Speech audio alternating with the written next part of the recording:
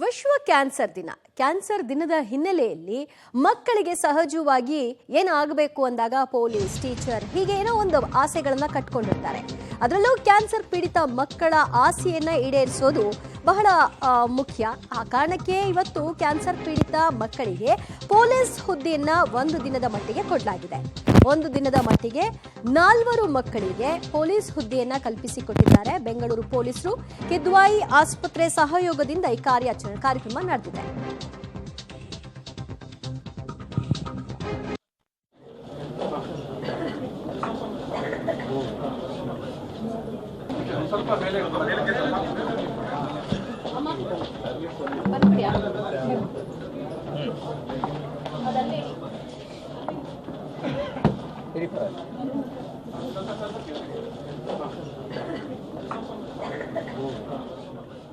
ವಿಶ್ವ ಕ್ಯಾನ್ಸರ್ ದಿನದ ಹಿನ್ನೆಲೆಯಲ್ಲಿ 4 ಮಕ್ಕಳಿಗೆ ಪೊಲೀಸ್ ಸಮವಸ್ತ್ರವನ್ನ ತೊಡಿಸುವ ಮೂಲಕವಾಗಿ ಒಂದು ದಿನದ ಮಟ್ಟಿಗೆ ಅವರನ್ನ ಪೊಲೀಸರನ್ನಾಗಿ ಮಾಡಿರುವಂತಹ ಖುಷಿ, ಸಾರ್ಥಕತೆ ಬೆಂಗಳೂರು ಪೊಲೀಸರದ್ದು.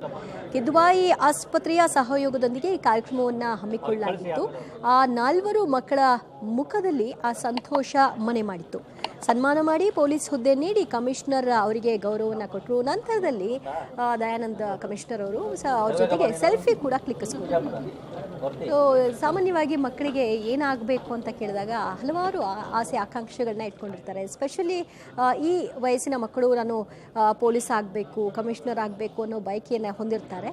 ಅದರಂತೆ ಅವರ ಆಸೆಗಳನ್ನು ಈಡೇರಿಸುವಂತಹ ಕೆಲಸವನ್ನು ವಿಶ್ವ ಕ್ಯಾನ್ಸರ್ ದಿನದಂದು ನೆರವೇರಿಸಲಾಗಿದೆ. ಒಂದು ದಿನದ ಮಟ್ಟಿಗೆ ಈ ಮಕ್ಕಳಿಗೆ ಪೊಲೀಸರನ್ನಾಗಿ ಮಾಡಿದ್ದಾರೆ, ಅವ್ರನ್ನ ಗೌರವಿಸಲಾಗಿದೆ. ಜೊತೆಗೆ ಅವರಿಂದ ಒಂದು ಅಭಿಯಾನವನ್ನು ಕೂಡ ನಡೆಸಲಾಗಿದೆ. ಹೆಲ್ಮೆಟ್ ಹಾಕ್ಕೊಳ್ಳಿ, ಜೀವವನ್ನು ಉಳಿಸ್ಕೊಳ್ಳಿ, ಮತ್ತೊಬ್ಬರ ಜೀವವನ್ನು ಉಳಿಸಿ ಅನ್ನುವಂತಹ ಕ್ಯಾಂಪೇನ್ ಆಗಿದೆ.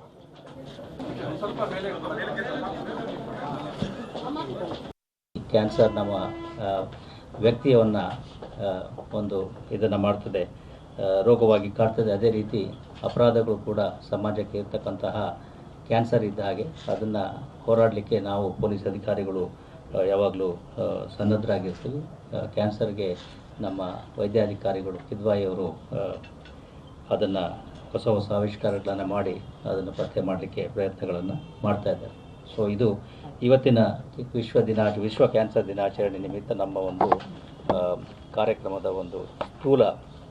ಕ್ಯಾನ್ಸರ್ ನಮ್ಮ ವ್ಯಕ್ತಿಯನ್ನು ಇವತ್ತು ವಿಶ್ವ ಕ್ಯಾನ್ಸರ್ ದಿನ. ಸೊ ಈ ಹಿನ್ನೆಲೆಯಲ್ಲಿ ಕ್ಯಾನ್ಸರ್ ಪೀಡಿತರು ಅನ್ನೋ ಒಂದು ಭಾವನೆಯಿಂದಾಗಿ ಅವರು ಕುಗ್ಗೋದು ಬೇಡ, ಬದಲಾಗಿ ಒಂದು ಆತ್ಮವಿಶ್ವಾಸವನ್ನು ಅವರು ಬೆಳೆಸ್ಕೊಳ್ಬೇಕು, ದೂರದೃಷ್ಟಿಯನ್ನು ಬೆಳೆಸ್ಕೊಳ್ಬೇಕು ಅನ್ನೋ ಕಾರಣಕ್ಕೆ ಅವರಿಗೆ ಈ ಪೊಲೀಸ್ ಹುದ್ದೆಯನ್ನು ಒಂದು ದಿನದ ಮಟ್ಟಿಗೆ ಕೊಟ್ಟು ಗೌರವಿಸುವಂತಹ ಕೆಲಸವನ್ನು ಬೆಂಗಳೂರು ಪೊಲೀಸ್ ಕಮಿಷನರ್ ಮತ್ತು ಕಿದ್ವಾಯಿ ಆಸ್ಪತ್ರೆಯ ವೈದ್ಯರು ನೆರವೇರಿಸಿದ್ದಾರೆ.